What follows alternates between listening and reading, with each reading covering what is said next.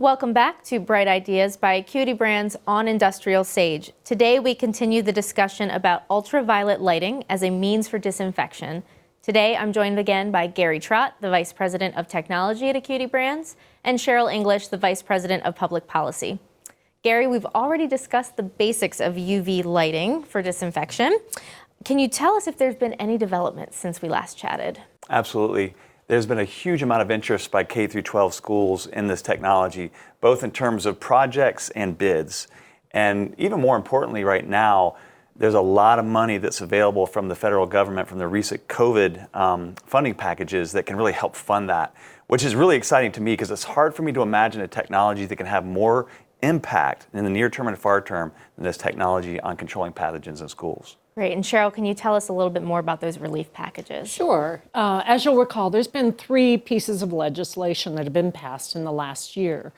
And so in March, the first one, the CARES Act, that was March of 2020, and that was followed by the Coronavirus Relief Act in December. So both of those were under the Trump administration.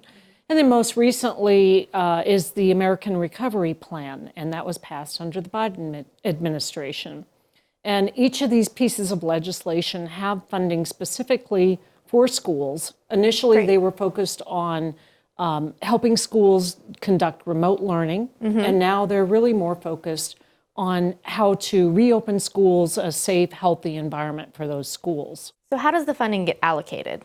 That's a great question. There's a lot of money and it's a little confusing, but there's basically 4 areas that the money gets allocated from the federal bills. So the first area is K through 12, and that's where the majority of the funds are. And initially, those were focused on schools to support remote learning, and now they're for sanitation, safe operation. The second is a governor's fund. And in that fund, the governors have the discretion to use the money where it's most needed within the state. So it might be for schools, it might be daycare centers or mental health centers, or even used to help support the jobs in the education sector within the state. Okay. The third area is non-public schools. And in this area, there's funds available for private schools. It's mostly related to sanitation and social distancing changes in the school to make it safe and operational. And then the last area are funds that are granted directly from the federal government to universities and colleges for higher education. Okay. And are there any other programs that schools can utilize to pay for the UV disinfection technologies? Yes, there are. So the Federal Emergency Management Agency, FEMA, has a variety of funding mechanisms. Right now, germicidal UV lighting, GUV, is not recognized in a category that they call disinfecting services and supplies. But we are working on trying to get that added in. But in January, FEMA added additional categories. And so these categories can allocate funds directly to state governments, to local governments, and they can be used for schools.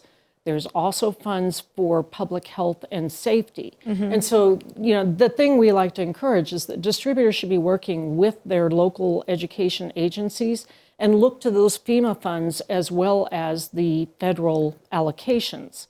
Another area is, you'll recall a few months ago, we did a program on the qualified improvement property. The And QIP. so, exactly. Yes. That opportunity is really significant for tax-paying entities.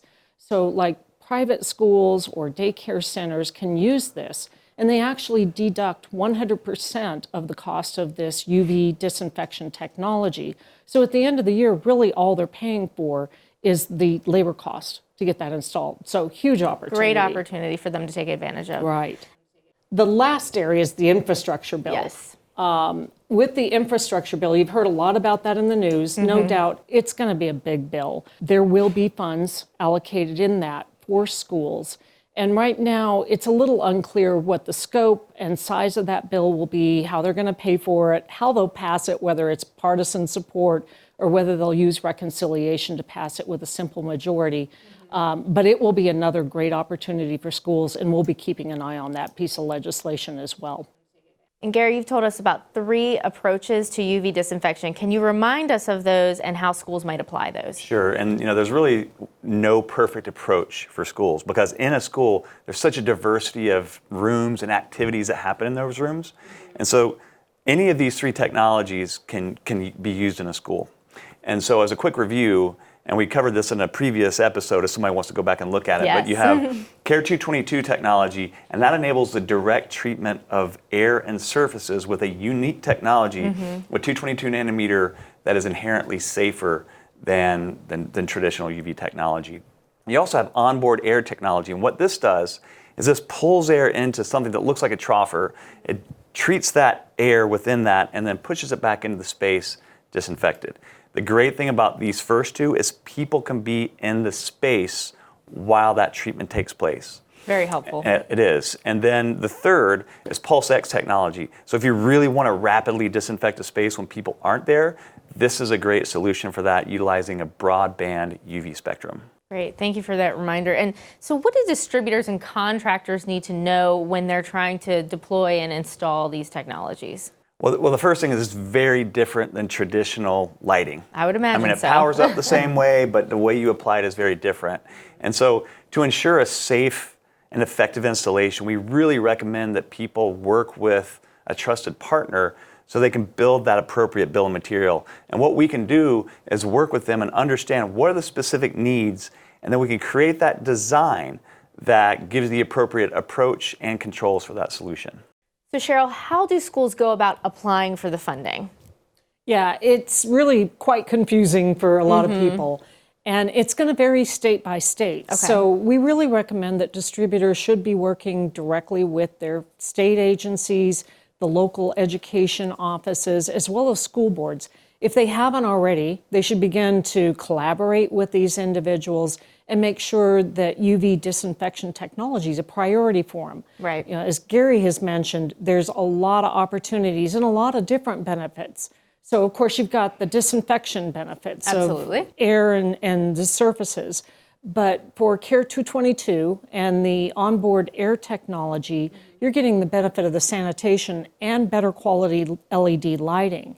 And many studies have shown that children actually perform better under better quality lighting. Right, better and have productivity, better absolutely. test scores. And this is all really important as kids return back to school. Then the reduced energy with the LED lighting can be used by those districts. It's an offset expense, so they can turn that back into upgrading other lighting improvements in the buildings or other types of projects that they want to do within the district. Right, they take that money that they get from the energy savings and just reinvest it right back into themselves. Exactly. And so, you can see from this graphic here that the majority of the funds will go to the education, the K through 12, and then that's followed by the higher education with the universities and colleges. So we think that's probably the major area of opportunity. But then there's also a lot of these funds are going to be allocated to areas of diverse or underrepresented populations. And so there could be a lot of regional opportunities. All of this, UV lighting can be a great solution in any of these programs.